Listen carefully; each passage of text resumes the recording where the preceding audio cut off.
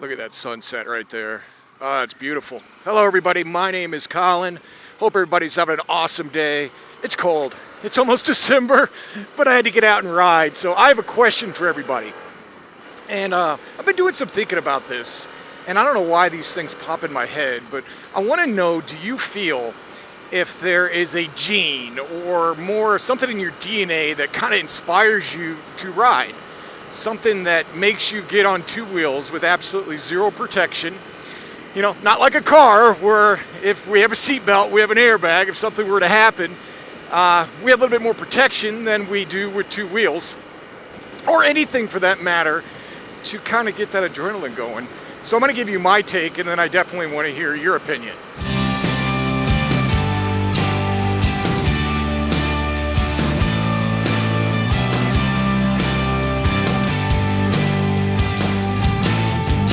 People at work sometimes call me Dr. Colin. I laugh about it.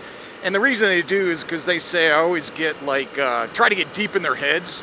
Like when I'm talking to them about an issue that we're trying to resolve, I'll start talking about like their personalities and where they came from and all that stuff. So I'm not trying to be a therapist here, or to myself, but I started really thinking about what inspires me to do the things that I do. A risky endeavor is riding motorcycles, right? We all know that. But we do it because we enjoy the hell out of it. The people that don't ride, what do you hear from them? They always tell you the same thing. Oh, I'll never get on a motorcycle. Those things are death traps. What the hell are you thinking? You're going to crash and die. All these things that happen. And people that ride just don't see it that way. They don't have the same mindset that people that don't ride. So I started thinking, like, what has inspired me to do this? What has inspired me to kind of be that more risk taker in life? You know, growing up, a little history about me. I didn't really start riding motorcycles until in 2006. So, I'm 51 years old now. Yeah, I'm 51. I had to think about it for a second. I'm getting old. My memory's going. But I started thinking about this. And when I was probably in like 7th or 8th grade, I had some friends that were really into ADVs, like the three-wheelers and stuff, and a couple of them had motorcycles. And then I went and tried a couple of them. I did some riding on it. I absolutely fell in love with it. And long story short, I couldn't get one because my parents didn't see me fit to be on a bike, but I always wanted one. I always wanted to ride, kind of in the back of my head. But it's not necessarily that, too. I've always been someone that's kind of like taking risks. And I started thinking about it as I got older. I played contact sports. That doesn't necessarily mean you're taking a risk, but I love football. I loved putting on a helmet and smashing the crap out of people. I played defense. So my job was to kill the quarterback. I enjoyed that. And then as I got older, or when I went to college, I took up skiing. I grew up in Colorado. And I love skiing. I love getting on a pair of skis, 2 sticks, getting on a sheet of ice basically, and going down a mountain at high rates of speed. And when something gets in your way, you turn. Think about that. A lot of people that, if you've never skied before, you're going fast and it is kind of risky. And then I worked at a bungee jumping place during my college years too, where I'd jump 150 feet down, being strapped by a little rubber band that would snap me back up. Now think about that. Most normal people wouldn't do that. I did.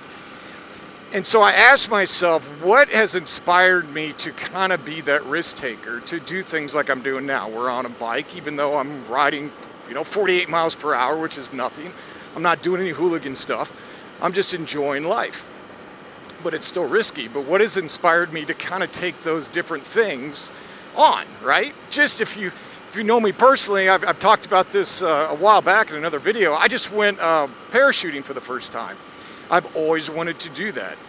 I did my first tandem jump, and that was the most exhilarating thing ever. And I had a lot of people that said, what the frick are you thinking, man? I would never do that. And I don't know if they get it. So my parents raised me to be very independent. I've always been that way. I've always tried to think on my own. I always like doing things on my own. I like making mistakes and learning from them, and then applying those things and, course correcting, doing different things, right? So I think more than not, and this is where you can kind of agree with me, for the people that ride, do you feel that you're a very independent person? Like, is that how you're raised? And you know what I mean by independent. There's two types. There's very independent people, and there's people that are very dependent. Independent thinkers seem like they fall more in line with riding, if that makes sense. At least that's what I'm coming up with. I'm coming up with the lines of that I like making mistakes, I like learning from them, and I get the thrill of succeeding.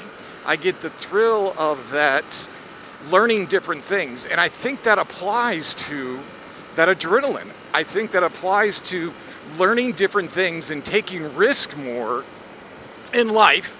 And that's where I think, I go back to my parents and thank them for kind of raising me that way, of always being someone that really thinks independently. And that might be the reason. So, and I don't know if I have a specific thing in my DNA that says you're a risk taker. I grew up in Colorado. I love the outdoors.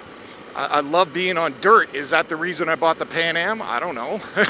That could be if I think about it. More I think about it as I just wanted to try something new. I wanted to try a different endeavor. And it was one of the best decisions I ever made. I absolutely love this bike.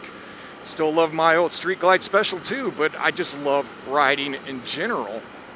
So I want to get your guys' take if you think somebody that has like that independent thought, because we are independent if you think about it. Us riders, we ride hundreds and hundreds of miles by ourselves. We get out there, we do deep thinking, we have therapy, wind therapy that we do, and it centers us. And I don't find a lot of people that are kind of like dependent thinkers or wait for other people to tell them what to do. They kind of come across as more people that know what the hell they want in life. And that's what I think I find I fall into that category with being risky, with learning to do different things, with wanting to try different things in life, no matter what it is. So what do you guys think? Do you think I'm going down the right path with that or not? Bottom line is, I'll never be able to explain to people that don't ride what it feels like. Does that mean they're not independent thinkers? No. But it could be. It could be that they think along different aspects of life, right? But my goal in life is not to try to sell somebody on why to ride. My goal is to explain and tell them the exhilaration and the things I get from it and how happy it makes me feel when I'm on two wheels, when I'm skiing, when I'm doing things that just test me, when doing things that just make me happy, right? And that's what it's all about to me. I love this style. I love this community. I love doing what I'm doing, and I'm going to keep doing it. All right, let me know your thoughts. Now get out there and ride, even if you're going to be freezing like I am right now. Be well, and I'll talk to you guys soon.